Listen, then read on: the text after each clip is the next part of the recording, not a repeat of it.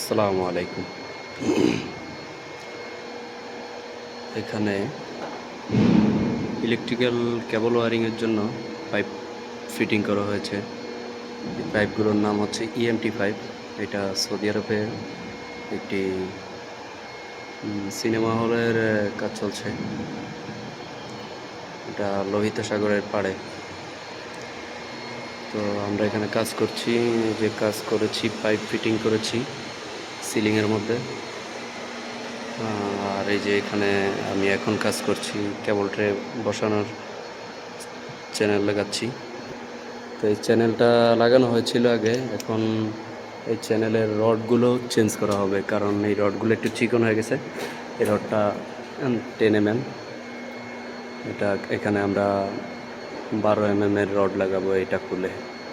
তো এটা খোলার জন্য এই প্লায়ারটা দরকার হয়, কারণ এটা আপনি হাতেও ঘোরাতে পারবেন না বা প্লাস রেঞ্জ দিয়ে ঘোরাতে পারবেন না। সচরাচর বাংলাদেশে এগুলোর কাজ কম হয়। তো এগুলা ঘোরাতে হলে এই প্লায়ারটা লাগে, আর এই প্লায়ারটার নাম হচ্ছে গ্রিপ প্লায়ার। অনেকে বাংলাদেশে অনেক জায়গায় আছে, আমি দেখেছি এটাকে 22 ক্লিপ বলে। তো এইখানে এই দেশে বা এটা ইন্টারন্যাশনালি এটার নাম হচ্ছে গ্রিপ প্লায়ার, ঠিক আছে। তো এটা দিয়ে এইভাবে লাগাতে হয়, লাগিয়ে এটা প্রেস করলে এটা লক হয়ে যায়। লক হয়ে যাওয়ার পরে এটা ঘুরবে না। হ্যাঁ এটাই। আর কি জানি লাগবো। তো যাই হোক, এই যে এই রডগুলো, তো এই যে এটাকে এইভাবে ঘুরিয়ে এটা আমি এখন যেভাবে মন চায় ওইভাবেই ঘুরাইতে পারবো। ওই যে দেখুন রডটা খুলছে।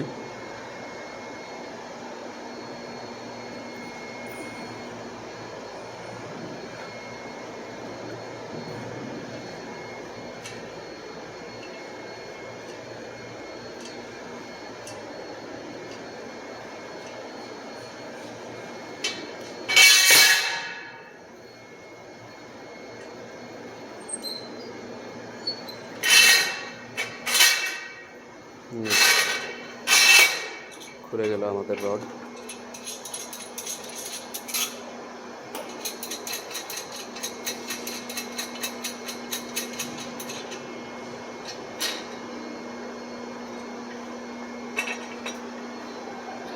আর এটা এখন আনলক করতে হলে এটাকে প্রেস করলেই হবে, খুলে গেল।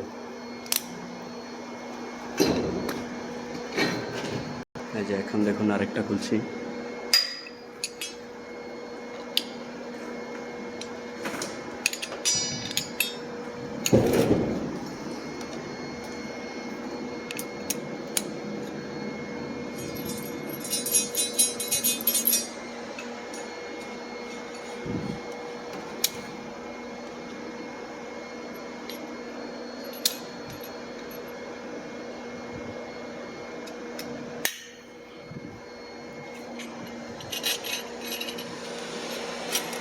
ভালোভাবে গ্রিপ হয়নি।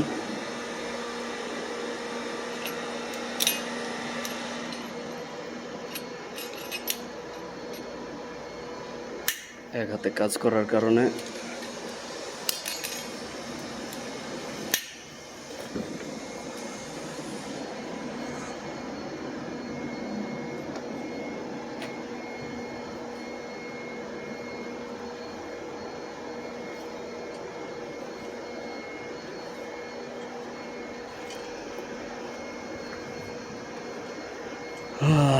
আমরা যেখানে কাজ করছি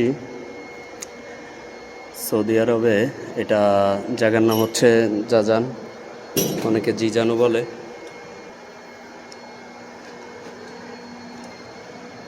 এখানে সৌদি আরবের সবচেয়ে বেশি গরম পড়ে। আর আমরা যেখানে কাজ করি কখনো বাইরে কাজ হয়, কারণ সাগরের পাড়ে, তো সাগরের পাড়ে অনেক বাতাস আছে। তো বাহির সাইডে কাজ করতে গেলে অতটা কষ্ট হয় না, ভিতর সাইডে কাজ করতে গেলে, বিশেষ করে আমরা যেখানে কাজ করি এখানে কোম্পানি হয়তো অত বড় কোম্পানি না, এই কারণে ফ্যানের ব্যবস্থা করে না সব জায়গায়। অনেক জায়গায় করে, অনেক জায়গায় করে না। যে জায়গায় একদম দম ফালানো যায় না ওইখানে করে শুধু। এখানে একটু হালকা খোলা আছে, এই কারণে এখানে ফ্যানের ব্যবস্থা করে না এখনো। আর যারাই সৌদি আরবে আসবেন তাদের জন্য একটাই পরামর্শ, সেটা হচ্ছে অন্তত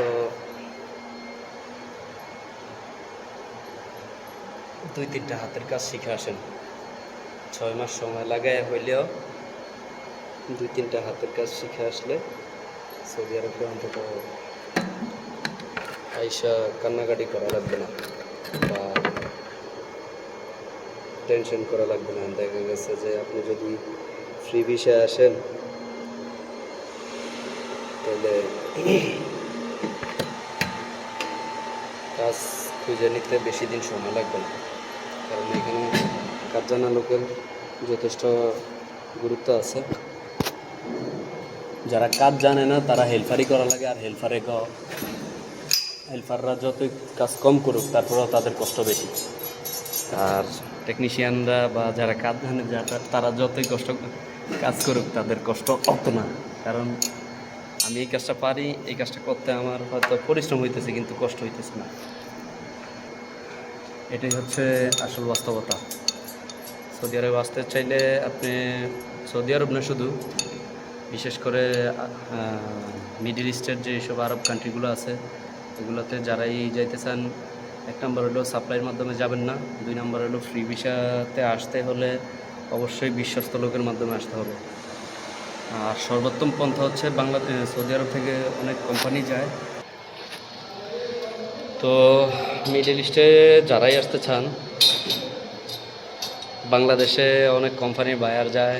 ইন্টারভিউর মাধ্যমে যদি আপনি হাতের কাজ জানেন তাহলে কোম্পানি বিষয়ে আসেন, টাকাও কম লাগে। আর ওই বিষয়ে আসতে পারলে দেখা গেছে যারা অবিবাহিত আছেন তারা ওই বিষয়ে আসতে পারলে ভালো হয়, কারণ একটা আপনি দেখা গেছে 5-7 বছর ডিউটি করতে পারলে মোটামুটি কোম্পানি থেকেও ভালো সুযোগ সুবিধা পাওয়া যায়, আর টাকাও কিছু ক্যাশ করা যায়, সুযোগ সুবিধা পাওয়া যায়। আর ফ্রি ভিসায় আসতে চাইলে আপনি হাতের কাজ না যাই না ফ্রি ভিসায় আইসেন না।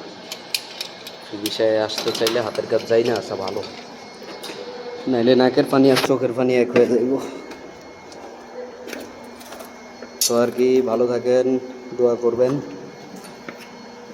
যেন সুস্থভাবে কাজ করতে পারি, আল্লাহ যেন সুস্থ রাখে। আমরা বাঙালি হয়ে এখন সৌদি আরব আইসা অসহায় একরকম, কারণ সৌদি আরবে engineer Pakistani, foreman Pakistani, safety officer Pakistani, শুধু লেবার হয়েছে, লেবার বা ইলেকট্রিশিয়ান বা টেকনিশিয়ান বা যাই বলেন এগুলো হচ্ছে বাঙালি। পাকিস্তানিও আছে কিন্তু বাংলাদেশি